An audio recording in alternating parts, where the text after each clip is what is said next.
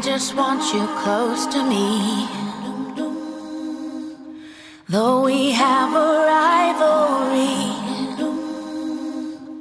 we've been on this battlefield. Will you just take off your shield? Please just take off your shield. 2023, the year of Trinity, the time of integration of mind, body, spirit, the opening of the higher heart chakra, and the first moments of embodiment of higher self. The capacity to not only co-create entirely new archetypal energy streams never before seen on the planet, but simultaneously release old and outdated paradigms that were entrenched in the atmospheric zeitgeist. That was the theme channeled by the Terra Group. That was the body of work. How could we possibly know it would be this difficult, that the leap would be so big? To the degree of our expansion is the length in which we have been asked to cross. And for some of us, those of us explorers and way-showers, grid keepers and wanderers, those of us setting out to sea in search of new frontiers, the vast chasm between our new lands and what we always thought of as home is staggering. They say that the only constant is change, and yes, this is true. But understanding a truth, knowing a truth, and embodying, aligning, accepting a truth are very different things indeed. For although things are constantly in motion, continually in flux, building up and breaking down and beginning once again, they too follow pattern, trace circles, and inch ever so slightly outward and beyond, hurtling through space-time, rotation so imperceptible to us that we believe we are standing still. We resist change at every pass.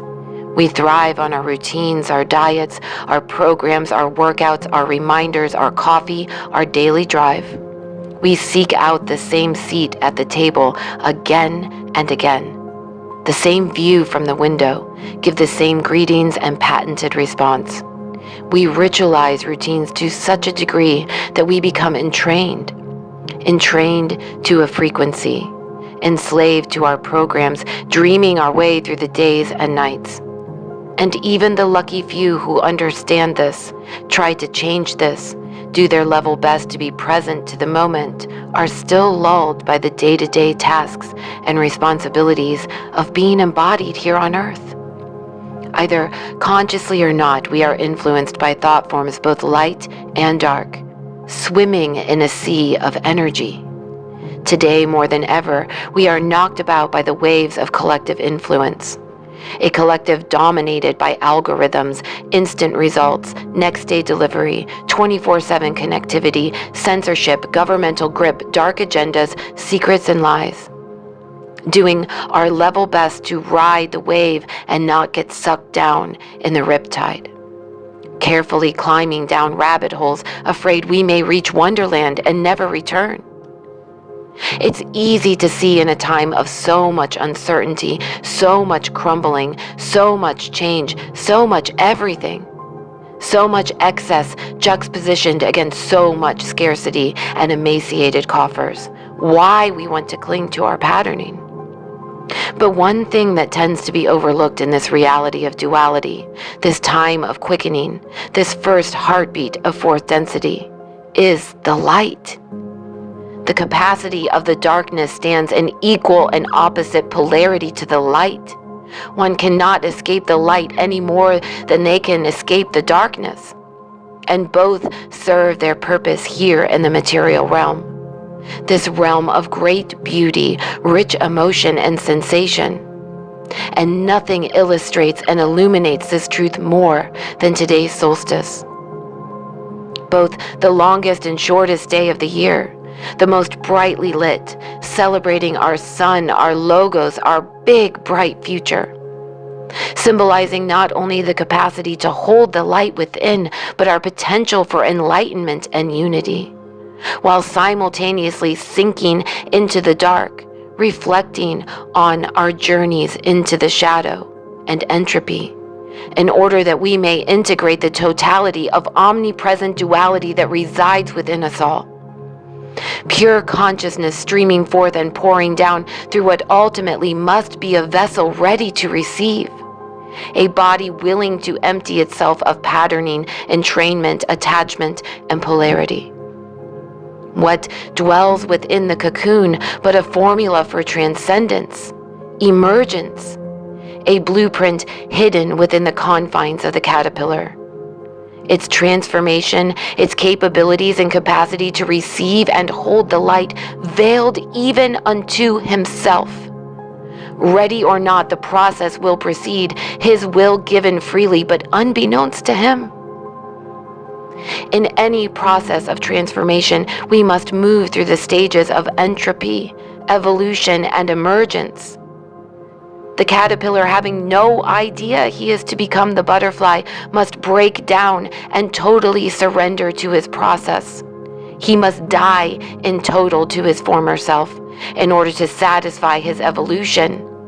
Before his emergence, he must dissolve utterly.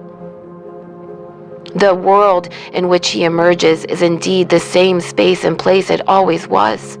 He is the difference.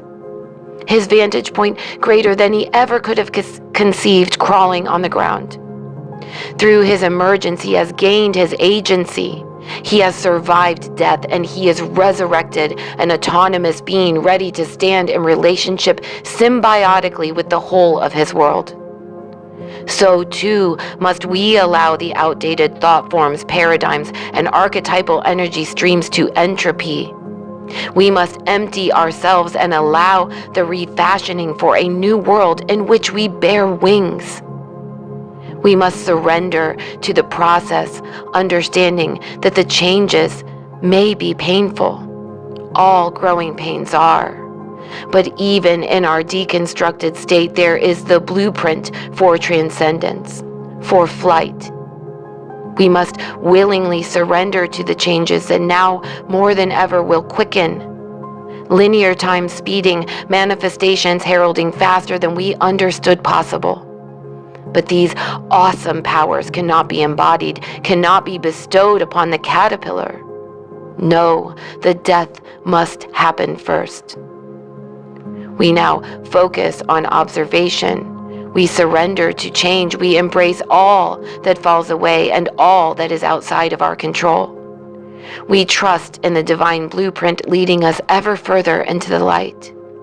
We know that through this process of breakdown, we will break through lighter and brighter than we ever could have conceived way down on the ground. We understand that our own agency is the test, for we can no longer look outside the self for landmarks and road signs. They do not exist. This is something new, and we are creating it. We are creating it. The time is now to move from codependency to equity. Through the working of interconnectedness and symbiotic relationship, reciprocity becomes our philosophy, and although we must all work in harmony, in tandem, in rhythm, we still must bear our own agency, our own autonomy. This is the weaving, this is the working, this is the evolution that leads to emergence. And we will emerge bigger, brighter, lighter, with wings that will carry us to heights we never could have imagined. Do not cling, fair friends, to the caterpillar, the patterns, the programs, the routines, to the same seat at the table. Let go and rest in your cocoon, for very soon you will emerge from your chrysalis, crystalline and beaming in the brightness of the summer sun. I'm sending you all big, big, big, big love. Bye. I just want you close to me. Though we have a rivalry, we've been on this battlefield. Will you just take off your shield? Just wanted to say I love ya. Please just God, we love take ya. off your Bye. shield.